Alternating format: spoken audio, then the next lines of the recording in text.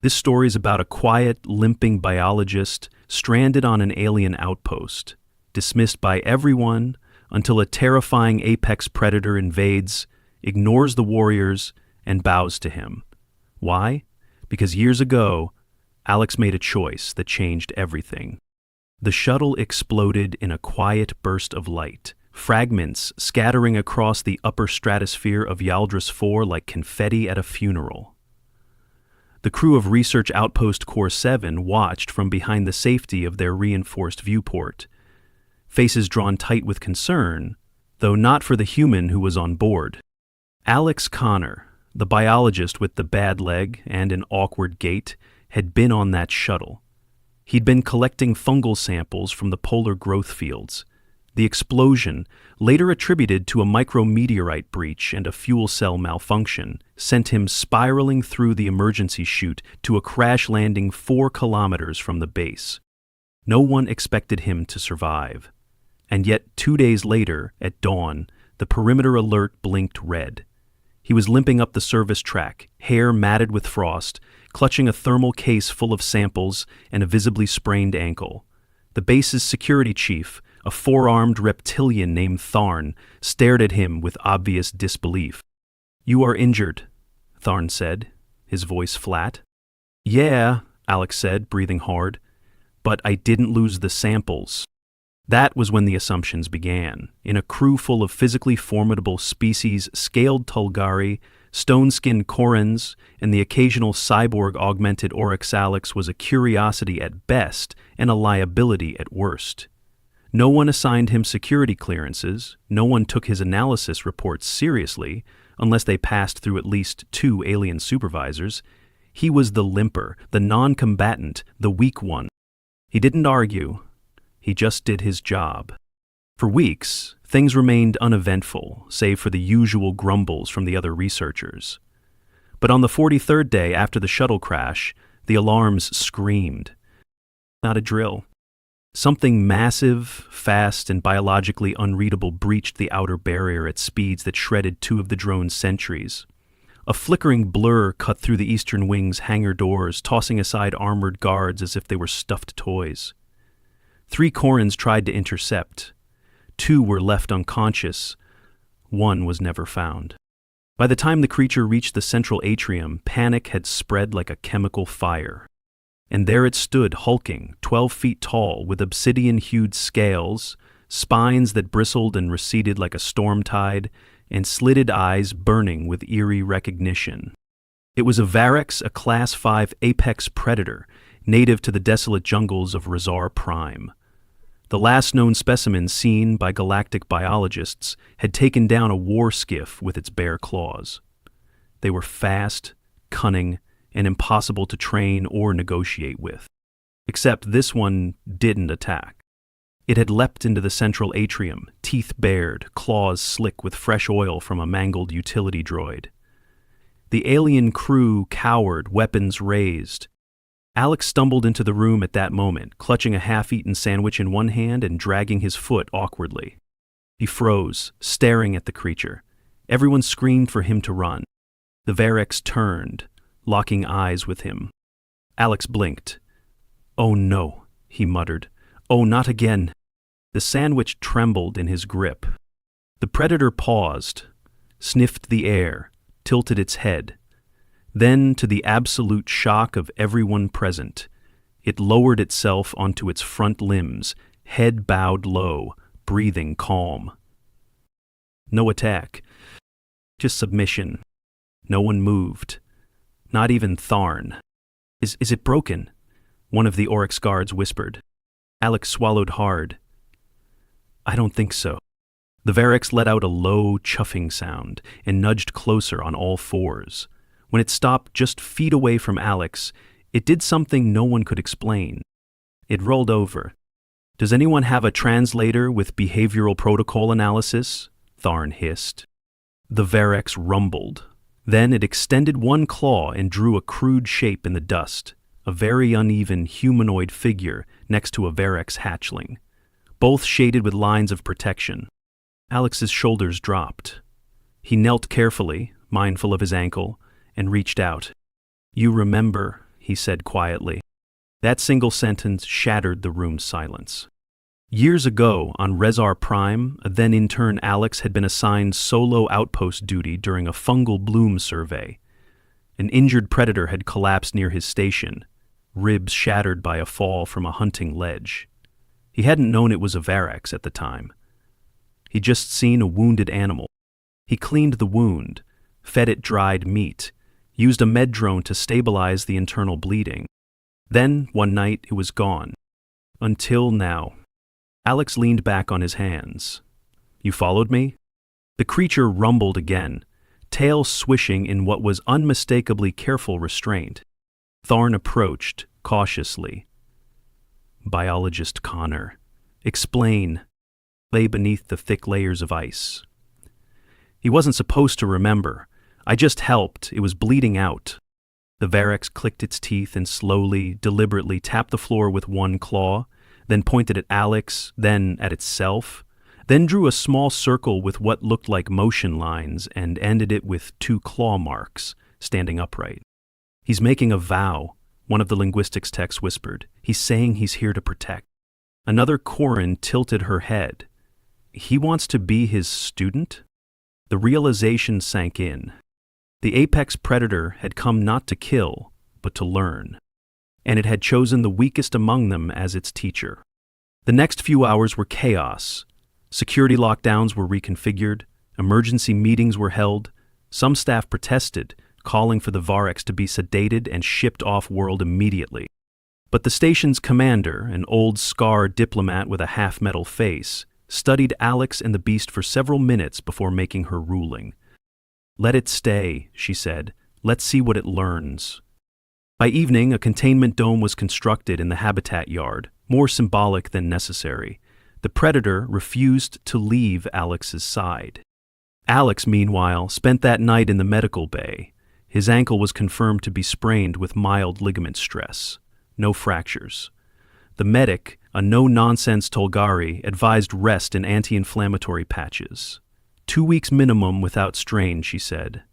You're not built for heroics. Alex laughed bitterly. Tell that to my new roommate. Outside the window, the Varax watched the ward like a loyal sentinel. By morning, everything on Core 7 had changed. The crew walked wider arcs around Alex. Where once he had been ignored, now even the most hardened guards gave him a wide berth. The term limper was never spoken again.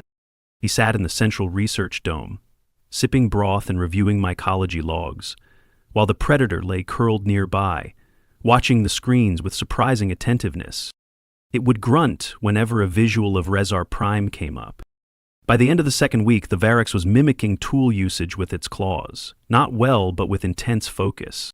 Alex named it Ember, after the flickering warmth of its eyes. It didn't object. On the 15th day, Ember intercepted a rogue infiltration drone that had eluded base sensors, disassembled it with surgical calm, then brought the power core to Alex like a proud dog with a newspaper. Tharn simply stared. It has initiative. No, Alex corrected. It has loyalty. And it wanted to understand. The alien crew didn't know what to do with that. They had seen monsters. They had trained killers. They had never seen a monster ask to be better. The next time Ember took down an infiltrator, it wasn't with brute force. It had been watching Alex's lab work for days, especially the mimicry trials he'd run on adaptive fungi that restructured their enzymes in response to predators. Alex didn't notice at first that Ember was sketching variations of those patterns into the dirt using its claws, or that it began shifting its weight differently depending on who was watching it. When the infiltration drone reappeared this time, cloaked in optical camouflage and laced with explosive decoys, Ember didn't pounce. It lured it. By mimicking the gait of a wounded research drone, it drew the infiltrator into an isolated corridor, cornered it between magnetized bulkheads, and used a pressure change trap Alex had once described offhand while eating noodles. The crew found the drone crushed, disarmed, and arranged in a precise display outside the cafeteria doors, as if it were offering a gift. Tharn growled low in his throat as he reviewed the footage. It's learning tactics. Alex, standing stiffly with his leg in a compression brace, nodded. That was the idea. He had been cleared to walk with assistance, but only for limited stretches. Every hour on his feet came with swelling and warnings. Still, Ember paced whenever Alex sat too long, as if it didn't trust the crew to remember what he'd done, or what he still could do. The research station, despite its shared purpose, had become a tense place. 3 staff had already filed for transfer, not out of fear of Ember, but of the change in hierarchy his presence imposed. The unspoken assumption had always been that strength meant control, that the tallest spines or hardest exoskeleton earned respect, that Alex's limp made him harmless. Now the creature they had all feared, the one that shattered walls and ended fights before they began, sat obediently at his side, listening to every word. And worst of all, asking questions. It began with gestures. Ember would tap twice and tilt its head when confused. Thrice with a low huff meant approval. It learned numbers first, then spatial patterns. By the end of the 3rd week, it was rudimentarily navigating simple touch interfaces with its claws and could differentiate between species on a galactic phylogeny chart. Alex watched this unfold with a mixture of awe and pressure. He hadn't asked for a student. He'd certainly never planned to mentor a walking death engine. But when Ember managed to grasp the concept of delayed reward over immediate gratification, selecting the puzzle that led to a complex protein snack instead of the easy one, Alex felt something stir. Pride? The real shift came during a diplomatic visit. A minor delegation of Velothi traders arrived to negotiate shared use of the outer mineral ridge. They brought their own guards, tall, scaled creatures with ceremonial weapons, and a distinct dislike of non-dominant species. Alex overheard them laughing about the human mascot on their 2nd day.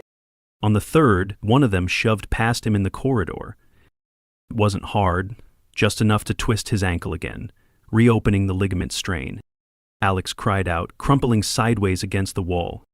He expected someone to call for help, maybe a medic. He didn't expect the lights to go red. Ember had moved faster than motion tracking could register. The Velothi guard found himself pinned to the ceiling, head jammed against a pipe, bloodless and shaking. Ember didn't roar. It didn't slash. It stared into the creature's eyes until he wept. Then it turned and limped back to Alex's side, mimicking his pace, as if to shame the whole hall. The incident sparked another round of meetings. The Velothi delegation demanded Ember be caged or removed.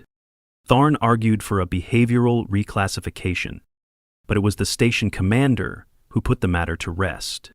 She entered the medical bay where Alex lay with a fresh brace, took one look at the Varex curled protectively near his bed and said, "From this moment forward, Alex Connor is a protected asset under Guardian Pact regulation. This station will honor that bond." Alex groaned. "You just made me sound like cargo." She smirked. "Expensive cargo." That evening, Ember nudged a datapad into Alex's lap. On the screen was a sketch it had drawn, awkward and jagged but unmistakable. A tree.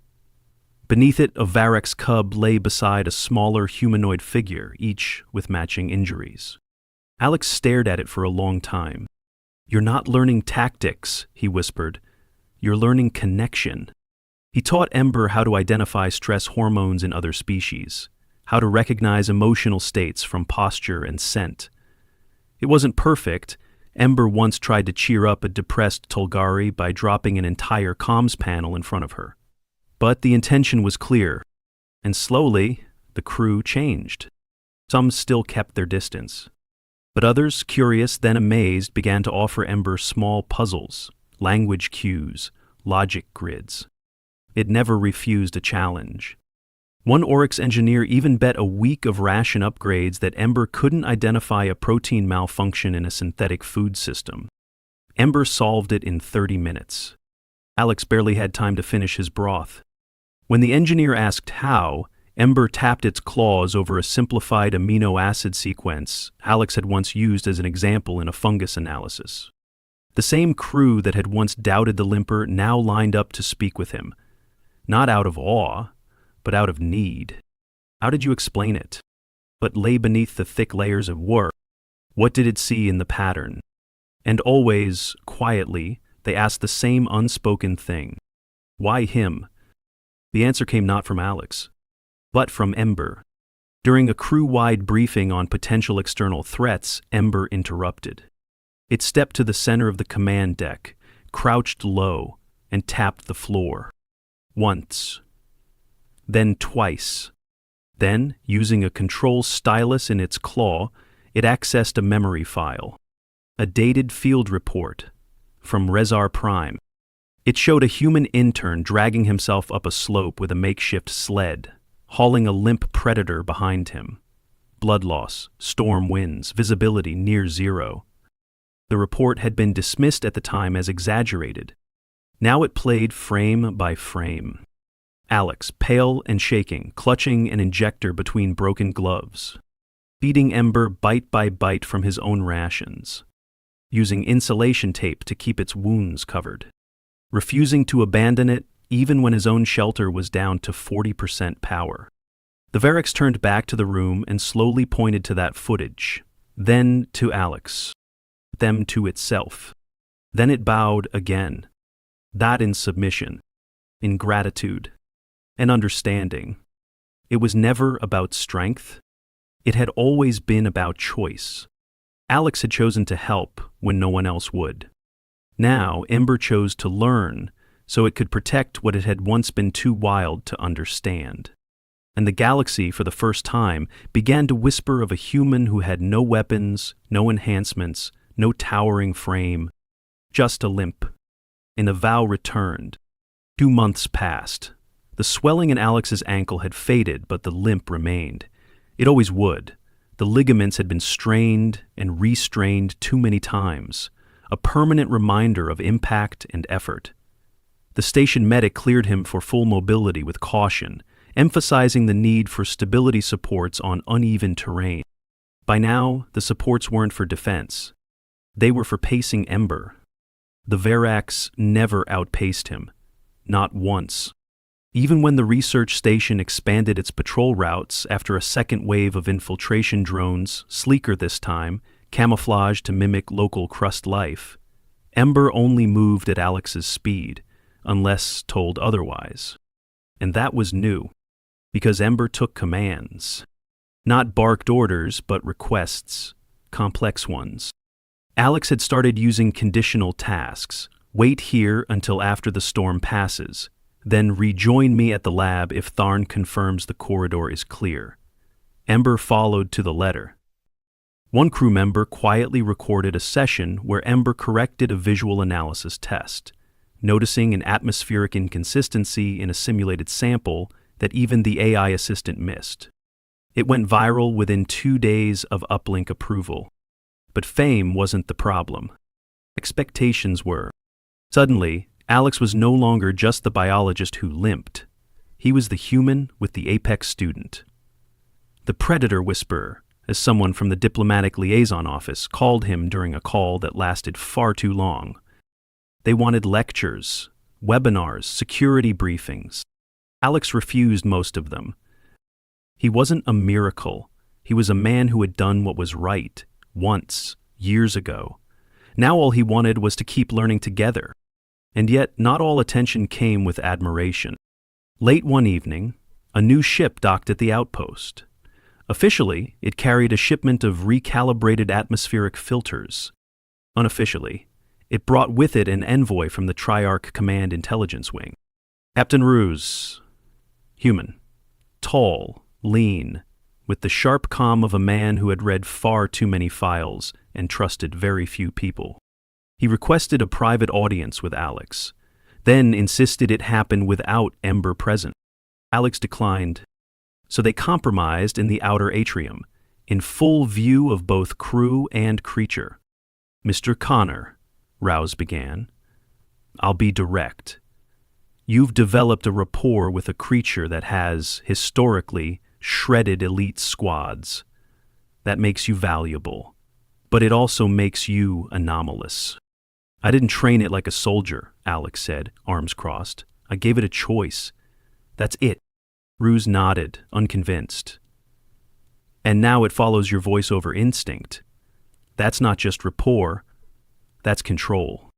No, it's trust. The captain leaned forward. If you can influence a Varax, others might try to replicate the bond, militarize it. Alex didn't flinch. It doesn't want war, but it could win one. Silence lingered. Across the room, Ember had not moved, but its tail had gone still, listening.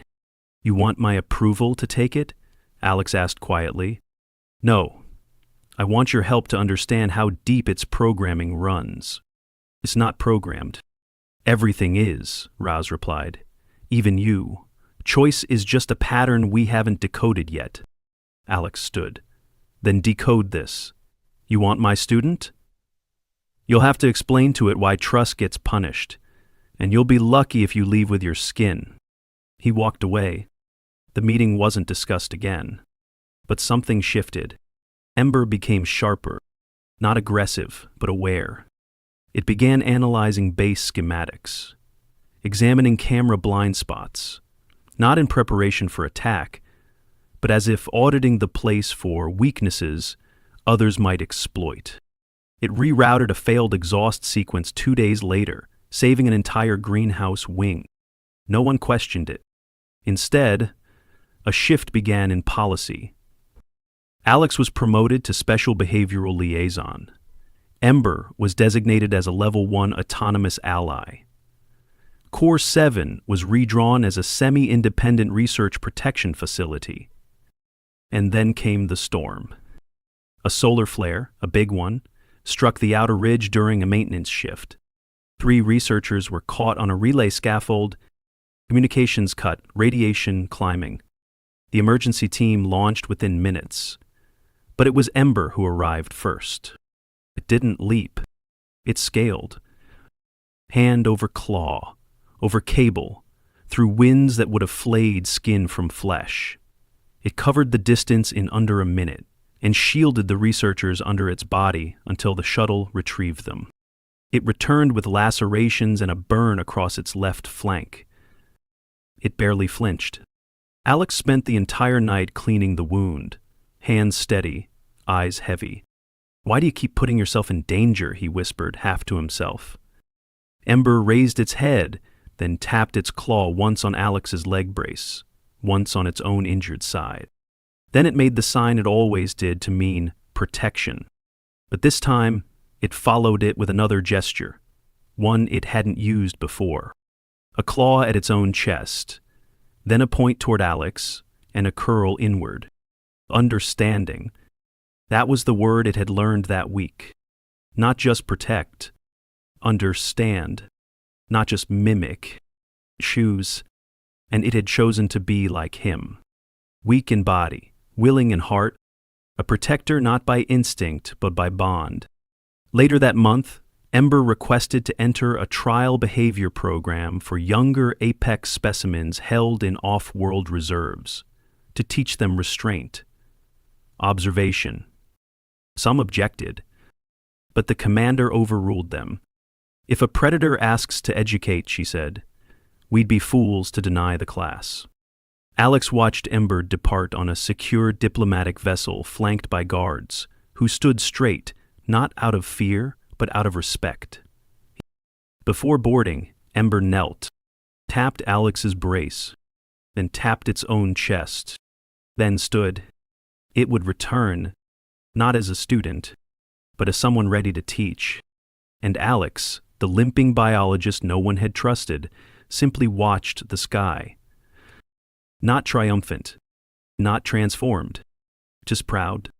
And for the first time, no one doubted why. 3 months later, the outpost fell quiet. Not due to danger, there were no threats, no infiltration alerts. The sensors all blinked green. The quiet came from something else. Absence. Ember was gone. Alex still did his rounds, still processed mycology reports and cataloged mutagenic drift in the cave-grown fungal threads. But without the constant presence at his side, the sound of claws scratching patterns into dirt, or the deliberate mimicry of his limp in shared solidarity, he felt hollow in his steps. The outpost's new guard rotation nodded respectfully as he passed. They still called him Sir, not out of regulation, but reflex. He wished they wouldn't. He hadn't saved the station. He had only refused to abandon someone others had written off. Still, every week a report came in. Ember had arrived at the Ekar containment dome on schedule. It had voluntarily submitted to a neural scan benchmark, passed all emotional response trials. It had been paired with a juvenile Rosarian specimen, smaller, more volatile, and successfully redirected its violent outbursts 4 times, using gesture language and food for thought puzzles. It was teaching, just as it had learned. Alex watched the footage late at night. He'd pour broth into his favorite mug, lean back in the chair Ember used to curl beside, and watch the way it tilted its head at the hatchlings. How it laid its claws on the sand to indicate no aggression. How it sat with a juvenile who'd broken a restraint bar and waited until the creature calmed down enough to share a meal. And still he missed him. Then, one morning, a classified request arrived at Core 7. Not from Triarch Command or any diplomacy council, but from the Varix Council itself. An invitation, personal, to attend the first Varex human diplomatic exchange in their home territory. There had never been one before. Ember had made the request on Alex's behalf. The trip was long, rough. The vessel used to navigate the atmosphere of Rezar Prime had to be reinforced against radiation and acid mist weather patterns. Alex brought extra braces, stabilizing patches, and a heavy exosuit for surface mobility. But even that wasn't enough for the terrain. He collapsed twice in the first 20 minutes after disembarking. The third time, something massive caught him. Alex looked up into a familiar gaze. It wasn't just Ember. It was Ember, with ceremonial paint streaked across his forearms, simple lines denoting roles. Protector, listener, teacher, and on his chest, smaller marks. Wind shadows. Matching Alex's own scar pattern? Alex blinked hard. "You didn't have to copy my injuries," he muttered, breathless. Ember tapped his chest again, the old gesture, an understanding. The gathering was unlike any summit Alex had attended. There were no tables, no chairs, just a ring of stones around a fire that never went out. The Varex spoke with movement, scent, body orientation, but now one moved with human-inflected patterns, patient pauses, considered stillness. Ember served as translator, not in words, but in connection. Alex didn't speak of strategy. He spoke of biology, adaptation, choice. He spoke of the moment he'd chosen not to run. And they listened. The meeting lasted 3 days. On the final night, Ember took Alex to a ridge outside the canyon. The stars overhead were fractured by atmospheric bands. The ground hummed faintly. Here, Ember uncurled a crude but accurate representation of their shared time at Core 7, etched into stone with claws. Tiny, expressive symbols. Alex, Ember, the brace, the drone, the sandwich. "I didn't mean to change your path," Alex said quietly. Ember looked at the drawing, then at him, then pointed to the stars. And finally to the word it had learned from human files and claimed as its own symbol. A choice. The message was clear. Alex had not rewritten its life. He had simply offered it a door. People had chosen to walk through. On the return trip, Alex's joints ached more than usual. The medic back at Core 7 told him it was expected. Strain was cumulative. Even with braces, there'd be long-term inflammation. Maybe surgical correction one day. Maybe not. Alex just smiled. Slow and tired. So long as I can still stand when it counts. The outpost resumed.